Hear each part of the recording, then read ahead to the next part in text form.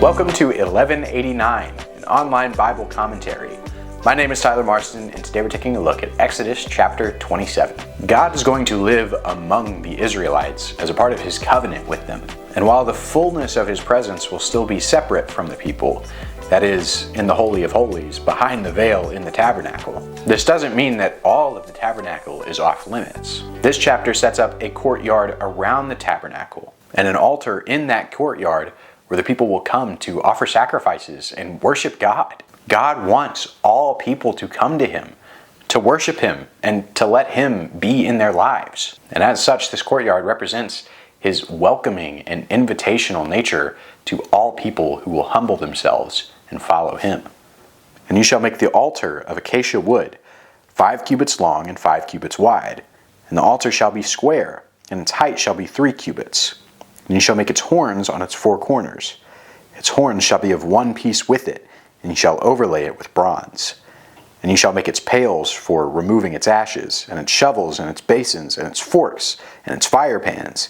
You shall make all of its utensils of bronze. You shall make for it a grating of network of bronze, and on the net you shall make 4 bronze rings at its 4 corners. And you shall put it beneath under the ledge of the altar, so that it will reach halfway up the altar.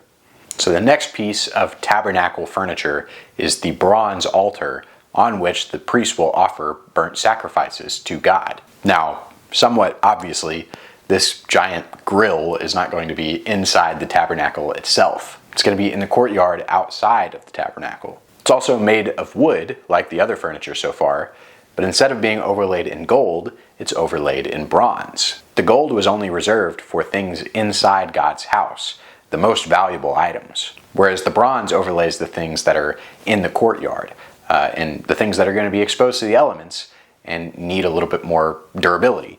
Now the altar is decorated with these horns, just like the Ark of the Covenant was. And it had pails and tools for removing ashes and all these utensils that were also overlaid in bronze. It also had a bronze netting inside of it, and that was what you would put the sacrifice on. It kind of worked like a grill where you'd heat it and burn it from underneath.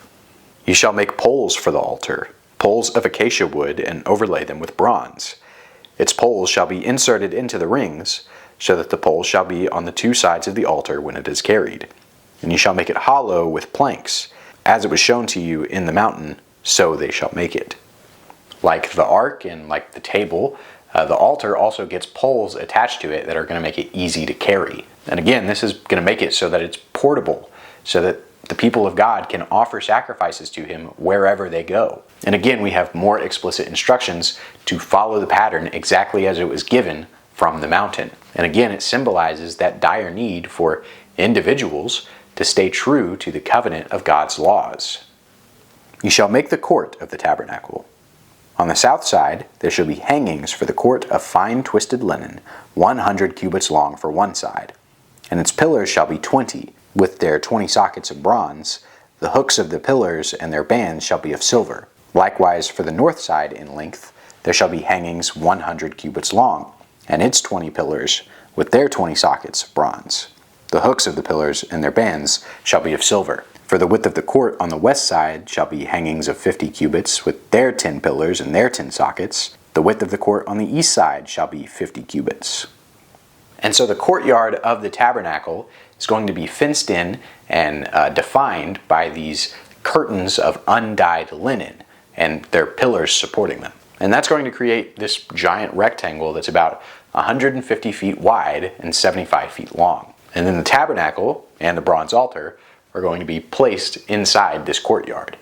The hangings for the one side of the gate shall be 15 cubits, with their 3 pillars and their 3 sockets.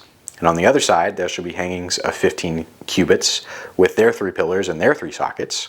For the gate of the court there shall be a screen of 20 cubits, of blue and purple and scarlet material and fine twisted linen, the work of a weaver, with their 4 pillars and their 4 sockets. All the pillars around the court shall be furnished with silver bands, with their hooks of silver and their sockets of bronze. The length of the court shall be 100 cubits, and the width 50 throughout, and the height 5 cubits of fine twisted linen, and their sockets of bronze. All the utensils of the tabernacle used in all its service, and all its pegs, and all the pegs of the court, shall be of bronze. Now the gate to the courtyard of the tabernacle will be like the screen to enter the tabernacle itself. It's going to be a linen curtain that's dyed blue and red and scarlet and intricately woven and hung on the pillars of the east side of the courtyard. Now the whole fence is going to be about 7.5 feet tall, and all the metal supports and tools should be made up of some combination of silver and bronze. Again, it shows that God deserves excellence and the best we can offer. You shall charge the sons of Israel that they bring you clear oil of beaten olives for the light, to make the lamp burn continually. In the tent of meeting outside the veil, which is before the testimony, Aaron and his sons shall keep it in order from evening to morning before the Lord. It shall be a perpetual statute throughout their generations for the sons of Israel.